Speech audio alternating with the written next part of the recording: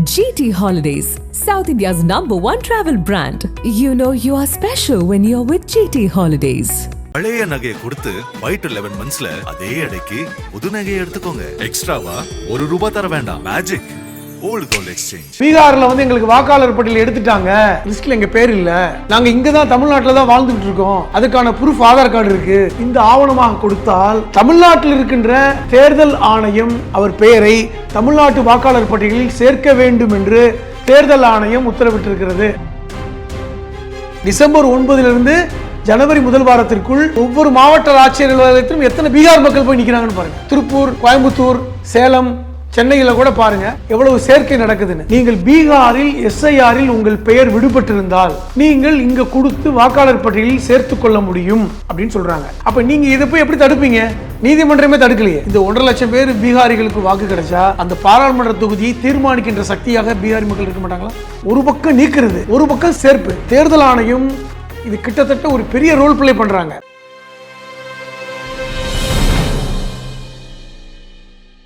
நக்கீரன் நேயர்களுக்கு வணக்கம். இன்று நம்முடன் கருத்துக்களை பரிந்துரை இணைந்திருக்கிறார் மனிதநேய மக்கள் கட்சியின் மாநில அமைப்பு செயலாளர், எழுத்தாளர் புதுமடம் ஹலீம் அவர்கள். வணக்கம் சார். வணக்கம் சார். SIR பற்றி பேசும்போது சிதம்பரம் ஒரு தடவை சொன்னார், அங்கே பீகாரில் 65 லட்சம் பேர் அந்த நீக்கப்படுறாங்கல்ல, அப்போ அவர் ஒரு 6 லட்சம் பேர் தமிழகத்தில் சேர்க்க போகிறாங்க அப்படிலாம் சொன்னார். இப்போ இன்றைக்கி வந்து ஒரு ஓடிட்டுருக்கு, திருப்பூரில் மட்டுமே 1.5 லட்சம் பேர் சேர்க்க போகிறாங்க. அதாவது முன்னாள் நிதியமைச்சர் சிதம்பரம் அவர்கள் இந்த சந்தேகத்தையும் பயத்தையும் வெளிப்படுத்தின போது பலரும் சிரித்தாங்க. எங்கே தமிழ்நாட்டை சேர்க்க முடியுமா? அது வாக்காளர் SIR என்பது இங்கே வாக்காளர் பட்டியல் சீர்திருத்தம் தான், அப்படிலாம் சேர்க்க முடியாதுன்னு. ஆனால் இப்போ தமிழ்நாட்டில் எல்லாருக்கும் SIR ஃபார்மை கொடுத்துருக்காங்க. இந்த SIR ஃபார்மை எல்லோரும் ஃபில் பண்ணிக்கிட்டு இருக்கோம். பின்னாடி பார்த்தீங்கன்னா அந்த SIR ஃபார்மை திருப்பி பார்த்தீங்கன்னா 13 வகையான ஆவணங்களை கொடுத்துருக்காங்க. அதாவது இந்த ஆவணங்களை வைத்து நீங்கள் புதிதாக வாக்காளர் பட்டியலில் இடம் பெற முடியும். இப்போது நவம்பர் 4 டிசம்பர் 4 வரைக்கும் இந்த சீர்திருத்தம் நடக்கிறது. அதாவது ஸ்பெஷல் இன்டென்ஷன் ரிவிஷன்கிற பேரில் சிறப்பு வாக்காளர் திருத்தம் நடந்துக்கிட்டு இருக்கு. இப்போ யாருக்கெல்லாம் 2024 வாக்காளர் பட்டியலில் இடம் பெற்றாங்களோ அவங்களுக்கெல்லாம் ஃபார்ம் கொடுத்துருப்பாங்க. அவங்கெல்லாம் இன்றைக்கி ஃபில் பண்ணி கொடுத்துக்கிட்டு இருக்காங்க. ரைட்டா? இப்போ டிசம்பர் 9 தேர்தல் ஆணையம் ஒரு டிராஃப்ட், ஒரு வாக்காளர் வரைவு பட்டியலை வெளியிடும். அதில் என்ன தெரியும்னா, அதில் எத்தனை பேருக்கு வாக்கு இல்லை அப்படிங்கிறது தெரிய போகும். இப்போ ஏற்கனவே 2024 இருந்த பலருக்கு அந்த ஃபார்மை ஃபில் பண்ணி கொடுக்கலைன்னா வரைவு பட்டியலில் வராது, தப்பாக ஃபில் பண்ணி கொடுத்தா வரைவு பட்டியலில் வராது. அப்போ அந்த வரைவு பட்டியலில் விடுபட்டவர்கள் என்ன செய்வாங்க? மாவட்ட ஆட்சியர் அலுவலகத்தில் போய் எலெக்ஷன் ரிவிஷன் ஆஃபீஸர், ஒவ்வொரு சட்டமன்ற தொகுதிக்கும் ஒரு ERO இருப்பார், அவரை போய் பார்க்கணும். அப்போ இந்த காலகட்டத்தில் இந்த தேர்தலில் வாக்கு விடுபட்டவர்கள் மட்டும் போக மாட்டாங்க, புதிதாக எங்களை நீங்கள் வாக்காளர் பட்டியலில் சேர்பவர்களும் போகலாம். 18 வயசு கடந்திருப்பாங்க, வாக்காளர் பட்டியலில் பேரே இருந்திருக்காது, இவர்களும் போவாங்க. இது பிரச்சனை இல்லை. ஆனால் இதோடு சேர்த்து எங்களையும் நீங்கள் வாக்காளர் பட்டியலில் சேர்க்கணும்னு சொல்லிட்டு தமிழகத்தில் இருக்கின்ற பீகார் மக்களும் போய் போவாங்க, மாவட்ட ஆட்சியர் அலுவலகத்துக்கு போவாங்க. என்ன உங்களுக்கு அதிர்ச்சியாக இருக்கும்? ஆனால் இந்த ஃபார்முக்கு கீழே பார்த்தீங்கன்னா 13 டாக்குமெண்ட் கொடுத்துருக்காங்க. உங்கள் பேர் விடுபட்டுருச்சுன்னா இந்த 13 டாக்குமெண்ட்டுகளில் எந்த டாக்குமெண்ட் வேணாலும் தேவைப்படும், போய் காமிச்சு நீங்கள் சேர்த்துக்கலாம். அதில் 13ஆவதாக தேர்தல் ஆணையம் கொடுத்துருக்கின்ற அந்த லிஸ்ட்டில் 1/7/2025 தகுதி ஏற்படுத்தும் நாளாக கொண்ட பீகாரில் சிறப்பு திருத்தம். பீகாரில் 1/7/2025 SIR நடந்துச்சு. அதில் ஒரு 65 லட்சம் பேர் விடுபட்டாங்க, பேர் இல்லை. என்ன காரணம்? அவர்களுக்கு இங்கே இல்லை, இறந்து போயிட்டாங்க, சில பேர் ஊர் காலி பண்ணி போயிட்டாங்க, இவங்களுக்கு கொடுக்க முடியாது அப்படின்னு ஒரு 65 லட்சம் பேரை தேர்தல் ஆணையம் நீக்கியது. அவர்கள் பெரும்பாலானவர்கள் பல மாநிலங்களில் இருக்காங்க. அதன் அடிப்படையில் பார்க்கும் பொழுது தமிழ்நாட்டில் குறைந்தபட்சம் 6.5 லட்சம் பேர் இருக்காங்க. அது வந்து எண்ணிக்கை 10 லட்சமாக கூட இருக்கலாம், தெரியாது. அவர்கள் தமிழ்நாட்டில் டிசம்பர் 9 அப்புறம் இங்கே வந்து எங்களுக்கு பேர் இல்லை, அதாவது பீகாரில் எங்களுக்கு வாக்காளர் பட்டியலில் பேர் இல்லைங்கிற அந்த சர்டிஃபிகேட் இப்போ நீங்கள் வந்து அவர் அங்கே தொகுதியில் போய் அந்த லிஸ்ட்டு வாங்கிடலாம், அதில் பேர் இருக்காது. அங்கே இருக்கின்ற இஆர்ஓட்ட எனக்கு பேர் இல்லைன்னு ஒரு சர்டிஃபிகேட் வாங்கிட முடியும், ஒரு சான்றிதழ் வாங்க முடியும். அதை கொண்டு வந்து இங்கே வாக்காளர் பட்டியல் ஃபார்ம் 6 ஃபில் பண்ணி கொடுத்து அதையும் அட்டாச் பண்ணி கொடுத்தா அவருடைய பெயரை வாக்காளர் பட்டியலில் சேர்க்கலாம் அப்படின்னு தேர்தல் ஆணையம் சொல்லுது. நீங்கள் நினைப்பீங்க அது எப்படி ஒரு புலம்பெயர்ந்த தொழிலாளர்களை இப்படி சேர்க்குறாங்க. அதுக்கு சில காரணங்கள் வச்சுருக்காங்கல்ல. என்ன காரணம்? முகவரி மட்டும் ரைட்டு, இருப்பிடத்தை கொண்டு தானே கொடுக்குறோம் அப்படின்னு சொல்லி சொல்கிறாங்கல்ல, அதெல்லாம் என்ன? இங்கே பாருங்கள், முகவரி இங்கே இருக்கிறது காமிப்பாங்க, ஆதார் அட்டையை மாற்றிருப்பாங்க. இப்போ நீங்கள் வந்து முகவரி வந்து அட்ரஸ் மாற்றுறது ஒன்றும் கஷ்டம் இல்லை, மாற்றிருக்கலாம். அது போக இங்கேயே ஏற்கனவே வந்து இருக்க ஒரு 10 வருஷமாக இருக்காங்க பாருங்கள், ரேஷன் கார்டு வாங்கியிருப்பாங்க, அல்லது வந்து இங்கே அங்கீகரிக்கப்பட்ட இந்த பள்ளிக்கூடங்களில் படிச்சிருப்பாங்க பிள்ளைங்க, அல்லது வந்து இங்கே வந்து இருக்கிறதுக்கான சாதி சான்றிதழை வாங்கியிருப்பாங்க, உள்ளாட்சி அதிகாரிகளால் குடும்ப அட்டை வாங்கியிருப்பாங்க, ஏதோ ஒன்று வச்சுருப்பாங்கல்ல. இப்போ இங்கே தொழில் பண்ணுறதுக்கான ப்ரூஃப் அவங்கள்ட்ட இருக்கும். நான் என்ன சொல்கிறேன்னா, இருக்கட்டும், நீங்கள் பீகாரை சார்ந்தவர்கள் அப்படின்னு நம்ம வந்து இங்கே உள்ள அதிகாரிகளுக்கு தெரியும். முன்னாடிலாம் வந்து அப்படி வெளி மாநிலத்தை சார்ந்தவர்களை வாக்காளர் பட்டியலில் சேர்க்கக்கூடாது. ஏன்னா அரசமைப்பு சட்டம் கொடுத்துருக்கின்ற அந்த விஷயம் என்னென்னா, மக்கள் பிரதிநிதித்துவ சட்டத்தின் அடிப்படையில் வெளி மாநிலத்தை சார்ந்தவர்களை நீங்கள் இன்னொரு மாநிலத்தில் போய் வாக்காளராக சேர்க்கக்கூடாது. ஆனால் இன்றைக்கி தேர்தல் ஆணையமே அந்த லிஸ்ட்டில் என்ன கொடுக்குறாங்கன்னா, நீங்கள் பீகாரில் எஸ்ஐஆரில் உங்கள் பெயர் விடுபட்டிருந்தால், உங்களுக்கு அங்கே வாக்கு இல்லைன்னு தெரிஞ்சால் நீங்கள் இங்கே கொடுத்து வாக்காளர் பட்டியலில் சேர்த்து கொள்ள முடியும் அப்படின்னு சொல்கிறாங்க. அப்போ நீங்கள் இதை போய் எப்படி தடுப்பீங்க? நீதிமன்றமே தடுக்கலையே. இப்போ நீதிமன்றத்தில் நீங்கள் போனாலுமே அது தடுக்கப்படலை. அப்போ அவனுக்கு எங்கேயாவது இடத்துல வாக்கு இருக்கணும்ல. அவன் இங்கே தான் பொழைச்சிக்கிட்டு இருக்கான், இங்கே தான் 10 வருஷமாக இருக்கான். அப்போ அவன் வந்து இது வரைக்கும் அவங்க பீகாரில் போய் ஓட்டு போட்டுக்கிட்டு இருந்தான். இப்போ அவங்க பேரை நீக்கிட்டாங்க, வெளி மாநிலத்தில் இருக்குன்னு தெரிஞ்சு நீக்கிட்டாங்க. இன்னொரு விஷயம் நான் உங்களுக்கு சொல்கிறேங்க, இந்த பீகாரில் 65 லட்சம் பேர் எப்படி நீக்கினாங்கிறதுக்கு ஒரு பீகார் நண்பரிடம் பேசும்போது ஒரு தகவலை சொல்கிறேன். அங்கே வந்து ஜூலையில் நடந்துச்சியா இந்த எஸ்ஐஆர். அப்போ இந்த பிஎல்ஓ மக்களிடம் போய் வீடு வீடாக கேட்காம இவனே ஃபார்ம் பண்ணி ஃபில் பண்ணி கொடுத்தாங்க. ஆள் இல்லையா வீட்டில், ஆள் இல்லை, அல்லது வந்து சரியான தகவல் இல்லையா, அதை தவறாக ஃபில் பண்ணி கொடுத்துட்டாங்க. இப்படி அந்த மக்களே வந்து அந்த எஸ்ஐஆர் ஃபார்மை ஃபில் பண்ணலை, அது சரியாக அந்த ஃபார்மே கொடுக்கப்படலை. இதன் காரணமாக தான் 65 லட்சம் பேருக்கு வந்து வாக்காளர் பட்டியலில் இடம்பெற முடியலை. இப்போ திருப்பி வந்து அந்த அந்த டெம்பரரி டிராஃப்ட் போட்டதுக்கப்புறம் ஒரு 21 லட்சம் பேரை தேர்தல் ஆணையம் சேர்த்தாங்க. ஆனால் அதில் எத்தனை பேர் புது வாக்காளர்கள்ங்கிற விஷயம் நமக்கு தெரியல. அதான் அப்போ எப்படி பார்த்தாலும் ஒரு 50 லட்சத்துக்கு மேற்பட்ட பீகார் மக்கள் வாக்கு செலுத்த முடியாத இடத்துக்கு போயிட்டாங்க. இப்போ எப்படி வர்றாங்கன்னா, இப்போ நம்ம தமிழ்நாட்டில் எஸ்ஐஆருக்கான வேலை நடந்துக்கிட்டு இருக்கு, புரிஞ்சுக்கிங்க. இப்போ இந்த எஸ்ஐஆருக்கான வேலை நடந்து கொண்டு இருக்கும் பொழுது ஃபார்ம் மட்டும் கொடுத்துக்கிட்டு இருக்காங்க. இப்போ டிசம்பர் 4ஆம் தேதி வரை அந்த ஃபார்மை வாங்குறாங்க. அந்த காலகட்டத்தில் இந்த பீகார் மக்கள் போய் ஃபார்ம் ஃபில் பண்ணி கொடுக்க முடியாது, ஏன்னா அவங்களுக்கு ஃபார்ம் கொடுக்க மாட்டாங்க. டிசம்பர் 9க்கு அப்புறம் இந்த வரைவு பட்டியல் வெளியானதுக்கப்புறம் மாவட்ட ஆட்சியர் அலுவலகத்தில் கேம்ப் நடக்கும். எதுக்கு கேம்ப் நடத்துகிறாங்கன்னா, பேரை விடுபட்டு போச்சு, இப்போ உங்கள் பேர் விடுபட்டு போச்சு, நீங்கள் என்ன பண்ணுவீங்க? ஃபார்மு நீங்கள் கொடுத்தீங்க, ஆனால் உங்கள் பேர் விடுபட்டு போச்சு. அப்போ ஒரு ஃபார்மை நீங்கள் பிஎல்ஓட்ட கொடுத்துருக்கீங்க, அப்போ இன்னொரு ஃபார்மை கொண்டு விட்டு நீங்கள் என்ன செய்வீங்க? இந்த இஆர்ஓவை பார்க்க போவீங்க, மாவட்ட ஆட்சியர் அலுவலகத்துக்கு போகணும். அவர் உங்கள்கிட்ட கேள்வி கேட்பார், ஏன் விடுபட்டு போச்சு, தப்பாக ஃபார்ம் ஃபில் பண்ணிட்டீங்களா, உங்களுக்கான ப்ரூஃப் என்ன, எல்லாம் கேட்பார். அப்பொழுது தான் அந்த புது வாக்காளர் பட்டியலையும் சேர்ப்பாங்க. 18 வயசு கடந்தவர்களும் அந்த ஃபார்ம் 6 ஃபில் பண்ணி கொடுக்க முடியும். அது ஒரு பக்கம் நடக்கும். அந்த காலகட்டத்தில் இந்த பீகார் சமூகத்தை சார்ந்த மக்கள், நாங்கள் பீகாரில் வந்து எங்களுக்கு வாக்காளர் பட்டியல் எடுத்துட்டாங்க, இந்த இருக்கு லிஸ்ட்டில் எங்கள் பேர் இல்லை, அப்போ நாங்கள் நீக்கப்பட்டிருக்கோம் பீகாருடைய சட்டமன்றத்தில், நாங்கள் இங்கே தான் தமிழ்நாட்டில் தான் வாழ்ந்துக்கிட்டு இருக்கோம், அதுக்கான ப்ரூஃப் ஆதார் கார்டு இருக்குது, எங்களுடைய வயசு இந்த இருக்குது, நாங்கள் எல்லாம் குடும்பத்தோடு இங்கே தான் இருக்கோன்னு சொல்லி இதை இந்த ஆவணமாக கொடுத்தால் தமிழ்நாட்டில் இருக்கின்ற தேர்தல் ஆணையம் அதிகாரிகள் அவர் பெயரை தமிழ்நாட்டு வாக்காளர் பட்டியலில் சேர்க்க வேண்டும் என்று தேர்தல் ஆணையம் உத்தரவிட்டிருக்கிறது. இப்போ இது ஒரு டேஞ்சர். இப்போ இன்றைக்கி நீங்கள் பாருங்களேன், பீகார் தேர்தல் முடிவை பாருங்கள் ராஜவேல் சார், பீகார் தேர்தல் முடிவு. இப்போ 202 இடங்களில் பாஜகவும் ஐக்கிய ஜனதாவும் எடுத்திருக்காங்க, வெற்றி பெற்றிருக்காங்க. 243 சட்டமன்ற தொகுதிகளில் 202 அவங்க வெற்றி பெற்றிருக்காங்க. கிட்டத்தட்ட 40க்கும் குறைவான இடங்களில் தான் காங்கிரஸ் ஆர்ஜேடி வெற்றி பெற்றிருக்காங்க. 40க்கும் கீழே 30-35 சொல்கிறாங்க. இன்னும் முழுமையான இது இன்ன வரைக்கும் வெளியிடலை. நீங்கள் பாருங்கள், பிஜேபி மொத்தமாக வாங்கிய வாக்குகள் 1,81,043. 1,81,043 வாக்குகளை பிஜேபி வாங்கினாங்க. ஐக்கிய ஜனதாதளம் 96,718 வாக்குகள். இது இன்னும் முழுமையாக வரல, தேர்தல் ஆணையம் கொடுத்தது தான்.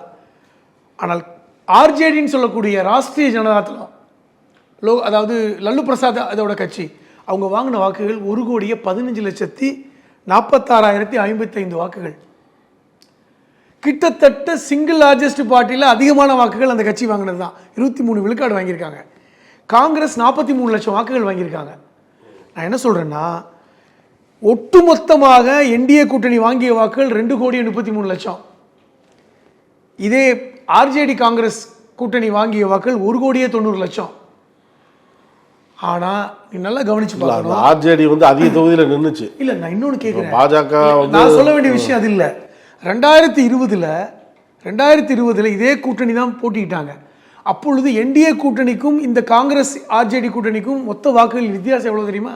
வெறும் 12,650 வாக்குகள் தான். அப்போ ஆனால் வந்து பார்த்தீங்கன்னா அவங்க வந்து மெஜாரிட்டி கிடைச்சது கூட்டணியில் மொத்தமாக சேரும் பொழுது இவர்களுமே ஓரளவுக்கு 80-90 இடங்களை வெற்றி பெற்றாங்க. ஆனால் இப்பொழுது பார்த்தீங்கன்னா கிட்டத்தட்ட 30 லட்சத்துக்கும் மேற்பட்ட வித்தியாசங்கள் எப்படி வந்தது? ஒன்று, இப்போ 65 லட்சம் வாக்குகள் வந்து நீக்கப்பட்டன. இப்போ நான் என்ன சொல்கிறேன், பெரும்பாலான வாக்குகள் காங்கிரஸையும் ஆர்ஜேடியையும் ஆதரிக்கின்ற வாக்குகள் தான் நீக்கப்பட்டிருக்கு. அப்படி தான் வருது. இப்போ கடந்த முறை வந்து அந்த கூட்டணி என்ன வாக்குகள் வாங்கினாங்களோ அதான் வாங்கியிருக்காங்க. இப்போ இதே 2,33,00,000 சொன்ன பார்த்தீங்களா, இந்த 2,33,00,000 விட குறைவாகத்தான் கடந்த முறை வாங்கினாங்க. கிட்டத்தட்ட அந்த தான் வாங்கினாங்க, பெரிய வித்தியாசம் இல்லை என்டிஏ கூட்டணி. ஆனால் ஆர்ஜேடி காங்கிரஸ் கூட்டணி கடந்த முறை 2,20,00,000 வாக்குகள் வாங்கினாங்க. அது எப்படி குறைஞ்சது? அந்த வாக்குகளே இல்லையே, அவ்வளோ அந்த வாக்காளர்களுக்கு வாக்கே கிடையாது. அப்போ எப்படி ஒரு விஷயம் நடந்திருக்கு? இப்போ கிட்டத்தட்ட நீக்கப்பட்டவர்கள் பெரும்பாலானவர்கள் காங்கிரஸையும் ஆர்ஜேடி, அதாவது ராஷ்ட்ரிய ஜனதாதளத்தையும் ஆதரித்தவர்கள். அதான் நீங்கள் முக்கியம். இப்போது லோக் ஜனசா சக்தி 24 லட்சம் தாங்க வாங்கியிருக்காங்க. ஆனால் அவர்கள் 24 இடங்களுக்கு மேலே வெற்றி பெற்றிருக்காங்க. இப்போ நான் என்ன சொல்ல வரேன்னா, இப்படி ஒரு யுக்தியை தமிழ்நாட்டில் அவர்கள் இன்றைக்கி வந்து வெவ்வேறு வழிமுறைகளில் செய்கிறாங்க. இப்போ நம்ம எஸ்ஐஆருக்கு ஏன் பயப்படுறோம்? எஸ்ஐஆரை பார்த்து ஏன் பயப்படுறோம்? இப்போ ஒரு பக்கம் வாக்காளர்களை பெயரை நீக்குவதற்கான வேலையை எஸ்ஐஆர் மூலமாக செய்கிறாங்க. பெரும்பாலும் திமுக கூட்டணிக்கு ஆதரவான வாக்குகளை நீக்குவதற்கான வழிகளை செய்கிறாங்க. இப்போ பீகார் மக்கள் 6 லட்சம் பேரை நீங்கள் வாக்காளர்களை ஆக்கிவிட்டால் அவர்கள் யாருக்கு வாக்களிப்பாங்க? இப்போ இந்த கேள்வி இருக்குது. இப்போ 6 லட்சம் வாக்காளர்கள் எப்படி வாக்களிப்பாங்க? இப்போ நீங்கள் சென்னையில் பார்த்தீங்கன்னா பல்வேறு இடங்களில் வாக்கு வித்தியாசம் பார்த்தீங்கன்னா 5,000, 3,000, 4,000க்கு இருக்குது. சென்னையில் பெரும்பாலானவர்கள் இன்றைக்கி வந்து பீகார் மக்கள் இன்றைக்கி இருக்காங்க. நீங்கள் வந்து வடசென்னை பக்கம் போயிட்டீங்கன்னா அல்லது வந்து துறைமுக தொகுதியெலாம் பார்த்தீங்கன்னா வித்தியாசம் ரொம்ப குறைவு தான். இப்போ நீங்கள் கூட ஒரு கேள்வியை கேட்டீங்க, இந்த கேள்வியின் ஆரம்பத்தில். திருப்பூரில் மட்டும் 1.5 லட்சம் பீகார் மக்கள் இருக்காங்க. திருப்பூரில் மட்டும் அவங்க என்ன சொல்கிறாங்க, அங்கே ஓட்டு போட்டு அந்த எஸ்ஐஆரில் தகுதி உடையவன் அப்படின்னு சொல்லி காமிச்சிக்கிட்டு இங்கே வந்து திருப்பியும் இங்கே உள்ள ஓட்டர் ஐடியை கொடுங்க அப்படின்னு காட்டி இங்கே புதுசாக வாங்கிக்குவாங்களாம். வாங்கி இப்போ அங்கே ஓட்டு போட்டவனும் இங்கே ஓட்டு போடுவாங்க அப்படிங்கிறாங்க. இல்லை, அங்கே ஓட்டு போட்டவனே விடுங்க, அங்கே ஓட்டு பேர் இல்லைனாவே இங்கே சேர்க்கப்பட முடியும் அப்படி நீங்கள் சொல்கிற ஒரு பாயிண்ட்டும் யோசிக்க விஷயந்தான். ஆனால் அப்படி வந்து அங்கேயும் ஓட்டு போட்டு இங்கேயும் சேர்க்குறாங்களா? அது வந்து இன்னும் அபத்தம், இன்னும் மோசமான ஒரு இது சதி. ஆனால் அங்கு நீக்கப்பட்டவர்கள் இங்கே திருப்பூரில் போய் ஓட்டு போடுவான். 1.5 லட்சம் பேர் யாருக்கு போடுவான்? இப்போ திருப்பூர் சட்டமன்ற தொகுதியில் வாக்கு வித்தியாசம் எவ்வளோ நினச்சிக்கிட்டீங்க? 2021 சட்டமன்ற தேர்தலில் திருப்பூரில் அதிமுகவுக்கும் திமுகவுக்கும் வித்தியாசமே 4,700 வாக்குகள் தான். சரி, அதை விடுங்க. 2024 பாராளுமன்றம், 2024 பாராளுமன்றம் திருப்பூர் பாராளுமன்றத்தில் கம்யூனிஸ்ட் கட்சியுடைய தோழர் சுப்ராயன் வாங்கிய வாக்குகள் 4,72,739. அதிமுக வாங்கிய வாக்கு வந்து 3,46,811. அதாவது வித்தியாசம் 1 லட்சம் கூட இல்லை, 1 லட்சத்துக்கு கீழே. இப்போ வந்து திருப்பூர் பாராளுமன்ற தொகுதியில் இந்த 1.5 லட்சம் பேர் பீகாரிகளுக்கு வாக்கு கிடைச்சா அந்த அந்த பாராளுமன்ற தொகுதியை தீர்மானிக்கின்ற சக்தியாக பீகாரி மக்கள் இருக்க மாட்டாங்களா? உதாரணம், சின்ன உதாரணம், இன்றைக்கி நாங்கள் வந்து கொங்கு பெல்ட்டில் வளர்ந்துட்டோம்னு சொல்லி பாஜக சொல்கிறாங்கல்ல, அதை வந்து இப்போ இது மூலமாக வெற்றி பெற்றது மூலமாக அவங்க சொல்லுவாங்கள்ல, நாங்கள் வெற்றி பெற்றோம் பாருங்கள் திருப்பூரில். இதே மாதிரி தான் கோயம்புத்தூரில், ஈரோட்டில், இங்கே எல்லாமே பாராளுமன்ற தொகுதியில் 1 லட்சத்துக்கு கீழே வந்து திமுக வெற்றி பெற்றிருக்கிறது. ஓட்டு சதவீதம் ரொம்ப வித்தியாசம் குறைவு. அப்போ இந்த பகுதியில் கிட்டத்தட்ட இப்போ வந்து திருப்பூர், ஈரோடு, சேலம், கோயம்புத்தூர் கிட்டத்தட்ட ஒரு 50-60 தொகுதிகளில், சட்டமன்ற தொகுதிகளில் இதை தீர்மானிக்கின்ற சக்திகளாக பீகார் மக்களை கொண்டு வரணும்னு நினைக்கிறான்ல, சிலரை நீக்கணும். இப்போ உதாரணமாக எஸ்ஐஆர் மூலமாக கோயம்புத்தூரில் அந்த திருப்பூர் பகுதியில் சிறுபான்மை மக்களான இஸ்லாமியர்கள் பெயரை நீக்குவதற்கு சதி நடக்குதுன்னு சொல்கிறாங்க. ஏற்கனவே அங்கே பல்வேறு பிரச்சனை. அப்போ அதை ஒரு பக்கம் நீக்கிட்டு ஒரு பக்கம் பீகார் மக்களை உள்ளே கொண்டு வந்தால் அப்போ அது கிட்டத்தட்ட ஒரு 50-60 தொகுதிகளில் பாஜக அந்த பக்கம் கேட்டு நிற்கிறாங்கன்னு வைங்க, அவர்களுக்கு வெற்றி வாய்ப்பு இருக்கும்ல. இப்போ இந்த சிக்கல் இருக்கிறது, இதை நீங்கள் புரிஞ்சுக்கணும். இப்போ வெறுமனே வந்து 6.5 லட்சம் பீகார் மக்களுக்கு வாக்கு கொடுக்க வாய்ப்பு, நம்ம தமிழ்நாட்டில் 6,34 லட்சம் வாக்காளர் இருக்காங்க, இந்த 6 லட்சம் பேரை சேர்ப்பதனால் என்ன ஆகிட போகுதுன்னு கேட்குறீங்க பாருங்க. வித்தியாசம் குறைவுன்ற 2021 சட்டமன்றத்தில் திமுகவுக்கும் அதிமுகவுக்கும் எத்தனை சதவீதம் வித்தியாசம்? குறைவான சதவீதம் தான் வித்தியாசம். அப்போ அது வந்து உங்களுக்கு வந்து இப்போ பார்க்குறதுக்கு அப்படி தெரியாது. இப்போ நீங்கள் பட்டவர்த்தனமாக பீகாருடைய முடிவு எப்படி மாறுச்சு? இப்போ 2020 இவ்வளோ இடங்கள் வாங்கினாங்கல்ல, இப்போ ராஷ்ட்ரிய ஜனதாதளமும் காங்கிரஸும் கிட்டத்தட்ட சேர்த்து பார்க்கும்பொழுது 100 இடங்களை வாங்கினாங்கல்ல, அவங்க ஆட்சி அமைச்சா கூட 100 இடங்கள் ஜெயிச்சாங்கல்ல. இப்போ எப்படி வந்து அது வந்து 40 இடங்களுக்கு கீழே சுருங்குச்சு? ஒரு பக்கம் நீக்கிறது, ஒரு பக்கம் சேர்ப்பு. தேர்தல் ஆணையம் இது கிட்டத்தட்ட ஒரு பெரிய ரோல் பிளே பண்ணுறாங்க. இதே போன்ற ஒரு சதி திட்டத்தை தமிழ்நாட்டில் செய்வதற்கான வேலை நடந்துக்கிட்டு இருக்கு. அது மக்களுக்கு வந்து பெருசாக தெரியல, சீரியஸ்னஸ் புரியலை. அதை தடுக்க வேண்டும். எஸ்ஐஆர் மூலமாக பீகார் மக்களை உள்ளே கொண்டு வந்து வாக்காளராக மாற்றுவதன் மூலமாக கொங்கு பெல்ட்டில் பெரிய வெற்றியை பெறணும். இப்போ நீங்கள் டிசம்பர் 9ஆம் தேதி ஒரு டிராஃப்ட் வெளியிடும் போது பார்த்தீங்களா, தேர்தல் ஆணையம் வந்து ஒரு ஒரு தற்காலிக வாக்காளர் பட்டியலை வெளியிடுவாங்க. நீங்கள் அப்போ தெரியும் எத்தனை பேருக்கு வாக்கு இல்லைன்னு, அப்போ தெரியும்.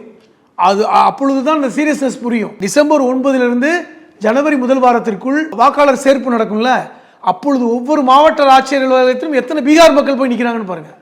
அது குறிப்பாக இந்த திருப்பூர், கோயம்புத்தூர், சேலம், சென்னையில் கூட பாருங்க எவ்வளவு சேர்க்கை நடக்குதுன்னு. இப்போ இது ஒரு திட்டமிட்டு தேர்தல் ஆணையம் என்ன பண்ணுறாங்க, இதை சேர்ப்பதற்கு தான்.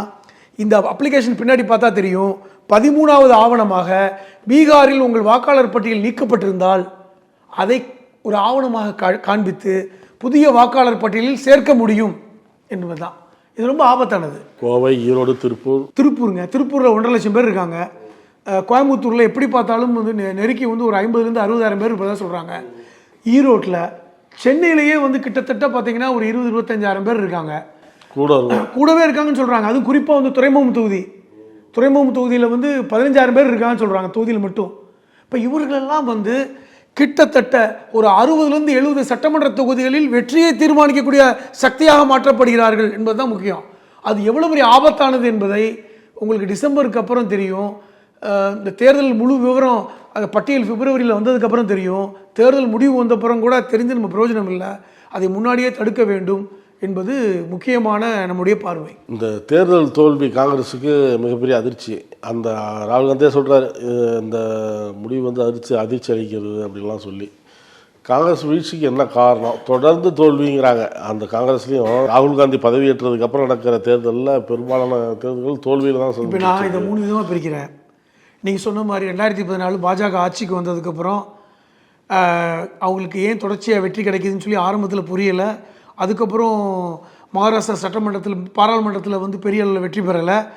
அதுக்கப்புறம் இந்த எஸ்ஐஆர் மூலமாக எப்படி கொண்டு வர்றாங்கிறதெல்லாம் நம்ம பார்க்குறோம். அதுக்கு பேர் சோசியல் இன்ஜினியரிங்னு பேரை சொல்கிறாங்க. காங்கிரஸ் இன்னுமே வந்து அந்த ட்ரெடிஷ்னலில் தான் இருக்காங்க. அவங்க இன்னும் வந்து பாஜகவுடைய இந்த சதியை வந்து இன்னும் புரிஞ்சுக்கிட்டு செயல்படணும். பாஜகவுடைய சதியை புரிஞ்சுக்கணும்.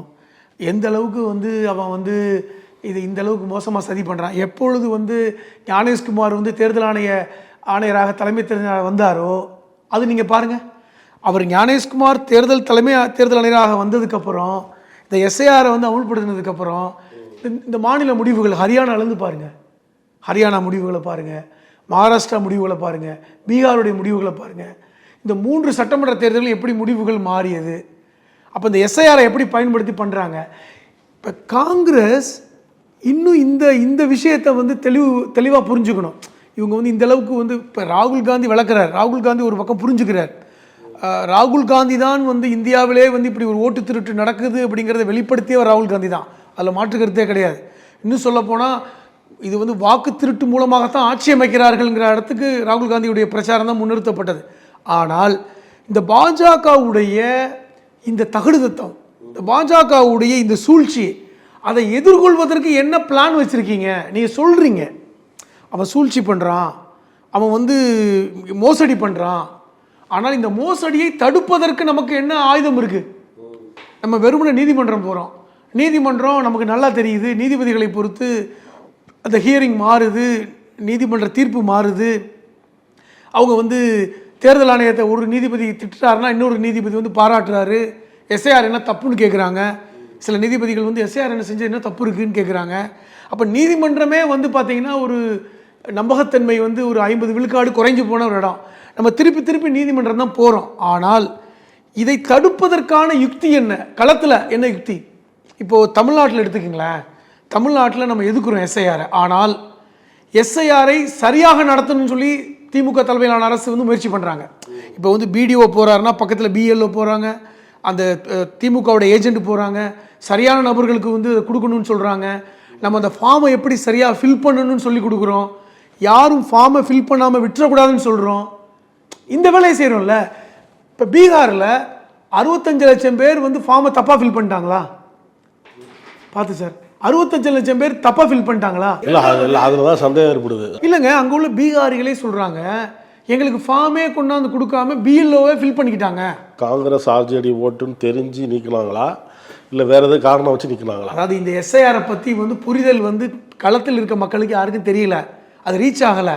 நான் என்ன சொல்கிறேன், தேர்தல் ஆணையம் என்ன சொல்லுது, நாங்கள் வந்து ஒரு டெம்பரரி டிராஃப்ட் பீகாரில் போடும்போது எந்த கட்சியுமே வந்து கேட்கல.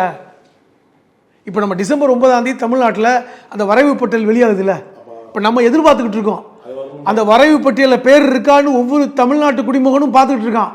இல்லைன்னா போய் மாவட்ட ஆட்சியர் அலுவலகத்தை நிற்பான். அந்த அவேர்னஸ் பீகாரில் இல்லை. அந்த வரைவு வாக்காளர் பட்டியல் வெளியில் வந்து என் பேர் இல்லைன்னு போகல, பேர் இல்லைன்னு சொன்னோன்னு விட்டுட்டாங்க. பேர் இல்லைன்னு சொல்லி பார்க்கல, கட்சியே செய்யலை. இந்த வரைவு வாக்காளர் பட்டியலை எல்லா கட்சிக்கும் அனுப்பினோன்னு நீதிமன்றத்தில் வந்து அபிடவிட் தாக்கல் பண்ணாங்க தேர்தல் ஆணையம். இது ஏன் காங்கிரஸ் அதை கண்டுக்கல, ஆர்ஜேடி ஏன் கண்டுக்கல? அவங்கள விடுங்க, நிதிஷ்குமாரையும் பாஜகவையும் விடுங்க, யாருமே கண்டுக்கல. அது ஒரு காரணம், அந்த புரிதல் இல்லை. நீக்கப்பட்டு அதுக்கான கிளைம் போகாமல் 2000 அந்த தேர்தலுக்கு முன்னாடி ஃபைனல் லிஸ்ட் வரும்ல, அதுக்கப்புறம் குதிக்கிறாங்க. அந்த ஃபைனல் லிஸ்ட் வந்துட்டால் நாங்கள் வந்து திருப்பி சேர்க்க முடியாது என்று தேர்தல் ஆணையம் தெளிவாக சொல்லிட்டாங்க. அது போன்ற ஒரு நிலைமை வரக்கூடாதுன்னு தான் இப்போ இங்கே கூட போகிறாங்களா கட்சிக்காரங்க? கட்சிக்காரங்க பிஎல்ஏ, அதாவது பூத் லெவல் ஏஜென்ட் போகிறாங்க. எல்லாருக்கும் இன்னைக்கு தமிழ்நாடு அரசு இல்லை தமிழ்நாடு தேர்தல் ஆணையம் 6,34,00,000 பேரில் 6 கோடி பேருக்கு ஃபார்ம் கொடுத்துட்டேன்னு சொல்கிறாங்க. ஆனால் சில பேர் வரலங்கிறாங்க. 34 லட்சம் பேருக்கு என்ன போகல, 6 கோடி பேருக்கு போயிடுச்சு. அப்படி கிடைக்காதவங்க ஆன்லைன்லேயே நீங்கள் வந்து பிஎல்ஓ நம்பர் யாருன்னு கேட்டு அதை கிளைம் பண்ண முடியும். அதை வந்து நீங்கள் கேட்டு ஒரு கம்ப்ளைண்ட் பதிவு பண்ண முடியும். இது வாக்காளருடைய கட்டாய கடமை. பீகாரில் அதை பற்றி யாரும் கவலைப்படலை. அவன் வந்து வெவ்வேறு மாநிலத்தில் இருந்தான், அவன் வந்து தினக்கூலியாக போயிட்டு இருந்தான், எப்படி போவான்? இன்னொன்று முக்கியமான விஷயம், பீகாரில் அவங்க கேட்ட டாக்குமெண்ட், இப்போ உதாரணம் சொல்கிறேங்க, பாஸ்போர்ட் ஒருத்தனுக்கு இருந்தால் பேர் விடுபட்டால் கூட போய் மாவட்ட ஆட்சியர் அலுவலகத்தில் பாஸ்போர்ட்டை காமிச்சு சேர்க்க முடியும். பீகாரில் பாஸ்போர்ட் வைத்திருப்பவர்களுடைய எண்ணிக்கை வெறும் 2 விழுக்காடு. வாக்காளர்கள் கிட்டத்தட்ட 7.5 கோடி பேரில் வெறும் 2% தான் பாஸ்போர்ட். இப்போ தமிழ்நாட்டில் எடுத்துக்கோங்க, 18 விழுக்காடு மக்களுக்கு பாஸ்போர்ட் இருக்குது. அப்போ எந்த அளவுக்கு வந்து நம்ம அவேராக இருக்கோம். கேரளாவில் 28 விழுக்காடு மக்களுக்கு பாஸ்போர்ட் இருக்குது. இப்போ நான் என்ன சொல்ல வரேன்னா, இந்த விழிப்புணர்வை தமிழக அரசு கொடுத்துருக்கு, மக்கள் கொடுத்துருக்காங்க, மக்களுக்கு போய் கிடைச்சிருக்கு. எதிர்பார்க்குறோம் டிசம்பர் 9ஆம் தேதி டிராஃப்டில் பேர் வரணும்னு. நம்ம போய் எழுதி கொடுக்குறோம் ஃபார்மை சரியாக. இப்போ எத்தனை பேர் பீகாரில் பிஎல்ஓக்குள்ளே எழுதினாங்க ஃபார்மை, தப்பாக எழுதினாங்க. பல ஃபார்ம்கள் ரிஜெக்ட் பண்ணப்பட்டது காரணம் என்ன?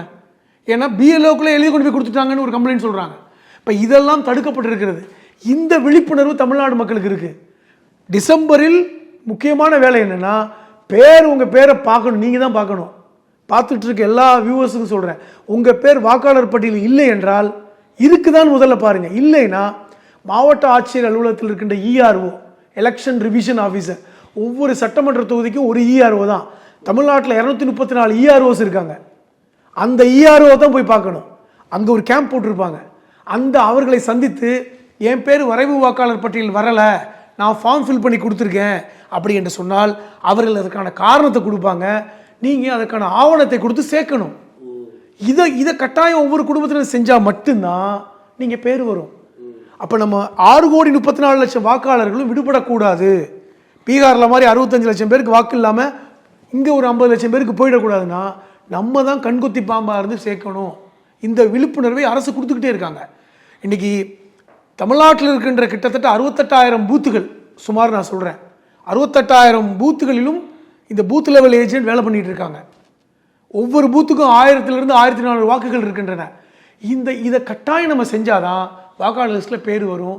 பீகார் மாதிரி நடக்காது. ஏற்கனவே பல்வேறு நெருக்கடிகள், பீகாரிகளை கொண்டாந்து சேர்க்க பார்க்குறான், பலரை நீக்க பார்க்குறான். இது நாம் விழிப்புணர்வோடு இருந்து தேர்தல் ஆணையத்தோடு இன்றைக்கி நடக்கிற யுத்தத்தில் வெற்றி பெறணும். வாக்காளர் பட்டியல் சிறப்பு தீவிர திருத்தத்தில் அவங்க குறித்த படிவத்தில் ஏகப்பட்ட குளறுபடி இருக்குது. இதில் பீகார் வேறு, அங்கே இருக்கிறவங்க இங்கே வந்து வேலை செய்கிறாங்க, அவங்க வேறு இதில் சேர போகிறாங்க அப்படின்லாம் சொல்கிறீங்க. பா. சிதம்பரம் சொல்கிற மாதிரி 6 லட்சம் பேர் அப்படிங்கிறப்ப திருப்பூரில் மட்டுமே 1.5 லட்சம் பேர்னால் இன்னும் கூடும் எண்ணிக்கை அப்படிலாம் சொல்லுது. அது ஒரு பக்கம். நம்ம பேர் இருக்கா இல்லையான்னு வரை வாக்காளர் பட்டியலில் தெரிய வரும். அதை நாமளே போய் பார்க்கணும். அப்படி அதை பார்க்கும் பொழுது பேர் இல்லைன்னா உடனே என்னென்ன ஆவணம் தேவையோ அதை உடனே கொடுத்து மாவட்ட ஆட்சியர்கிட்ட கொடுத்துடணும். அந்த இஆர்ஓட்ட கொடுக்கணும், மாவட்ட ஆட்சியர் அலுவலகத்திட்ட அங்கே கொடுக்கணும்.